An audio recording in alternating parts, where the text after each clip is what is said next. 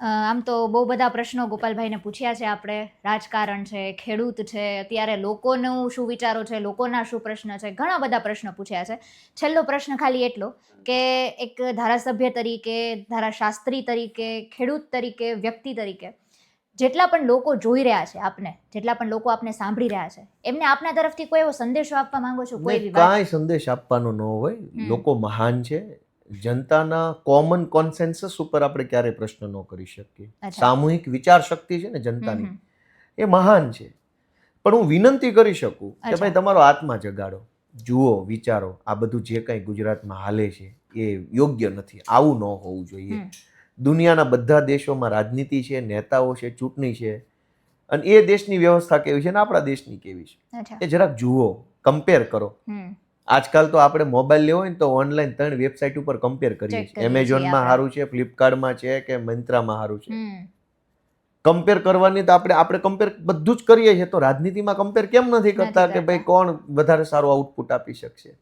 તો પોતાના આત્મા જગાડે લોકો, પોતાના મનને પૂછે કે આ આવું ના હોવું જોઈએ. આપણે બધાએ આમાં આપણા મનથી જોડાઈએ રાજનીતિમાં. જે સારો માણસ હોય એને ચૂંટણી જીતવામાં મદદ કરીએ, સારા માણસને મોટિવેટ કરીએ, પ્રોત્સાહન આપીએ કે વધુ ને વધુ સારા લોકો રાજનીતિમાં આવે. એનું પ્રોત્સાહન જનતાએ જ આપવાનું છે.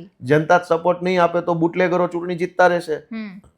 તો લોકોને, યુવાનોને બધાને એક વિનંતી છે કે આત્મા જગાડો, રાજનીતિમાં રસ લ્યો, સારા માણસોને સપોર્ટ કરવાનું રાખો અને સરખામણી કરો કે કમ્પેરેટિવલી કોનું કામ સારું છે. બસ આટલી વિનંતી છે મારી.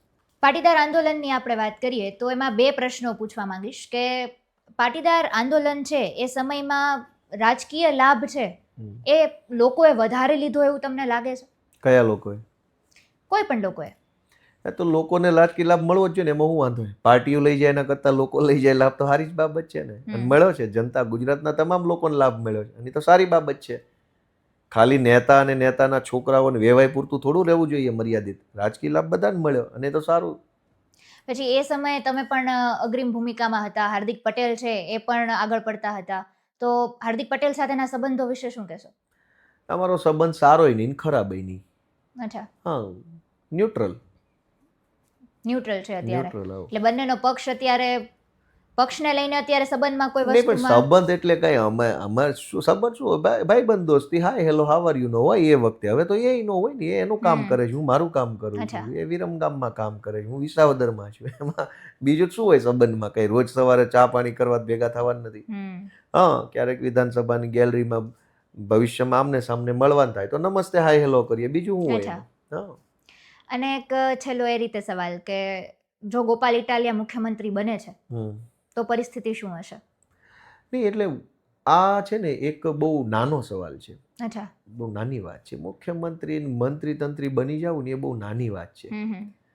તમે મને એમ કહો કે ગુજરાતના કુલ કેટલા મુખ્યમંત્રી નામ તમને મોઢે યાદ છે? કેટલા પણ? 2, 5, 7? બન્યા કેટલા?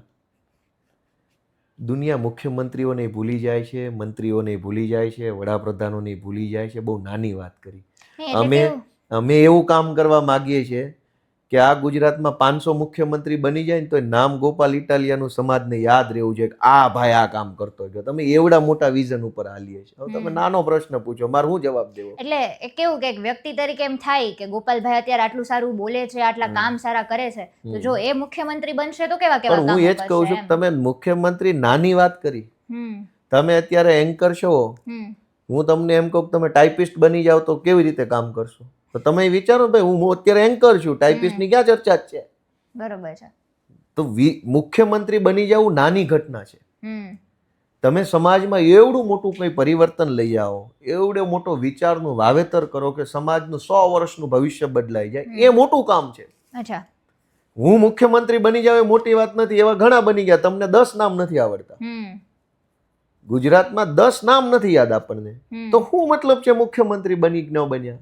બનશું, જ્યાં ભગવાનને જનતા બનાવશે ત્યારે અલગ વિષય છે. અમે એમ ઈચ્છીએ છીએ કે ગુજરાતની અંદર વ્યવસ્થા બદલાવી જોઈએ. જે વ્યવસ્થા રૂપિયાવાળા માટે બની છે એ લેવલની એવી વ્યવસ્થા ગરીબ માણસ માટે બનવી જોઈએ. લોકોને અધિકાર મળવા જોઈએ, સન્માનપૂર્ણ જીવન મળવું જોઈએ. આજ માણસના જીવનમાં સન્માન નથી. અલ્ટિમેટલી માણસને જીવવા માટે શું જોઈએ? થોડીક લાગણી અને થોડુંક સન્માન. રૂપિયા હોય પણ ઇજ્જત ન હોય તો ખિસ્સામાં 5 લાખનું બંડલ ભરીને નીકળો ને એક કોન્સ્ટેબલ તમને 2 ગાળો દઈ જાય તો શું કરશો?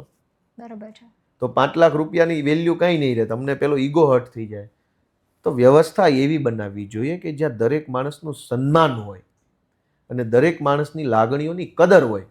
ભલે કામ થાય કામ ન થાય પણ કદર તો થાય. તો અમે ઈ વ્યવસ્થા કેમ બને એની લડાઈ લડી રહ્યા છીએ. એમાં મુખ્યમંત્રી એક માઇલસ્ટોન હોઈ શકે પણ ડેસ્ટિનેશન પોઈન્ટ નથી. એક પેલો થાંભલો આવે ને કે અમરેલી 20 કિલોમીટર, તો એ અમરેલી 20 કિલોમીટરનો થાંભલો હોઈ શકે પણ અમરેલી એ નથી. અમરેલી એ છે કે આખી સિસ્ટમ બદલાય, કેવી રીતે માણસના જીવનમાં બહેતરી આવે, બેટરમેન્ટ કેમ આવે, એ લડાઈ લડીએ છીએ. એમાં જે કાંઈ રોલ, ભૂમિકા જનતા અમને હોપશે, ગુજરાતના ખેડૂતો કે ઈશ્વર હોપશે, એ ભૂમિકા વધુ સારી રીતે નિભાવવાની કોશિશ કરશું.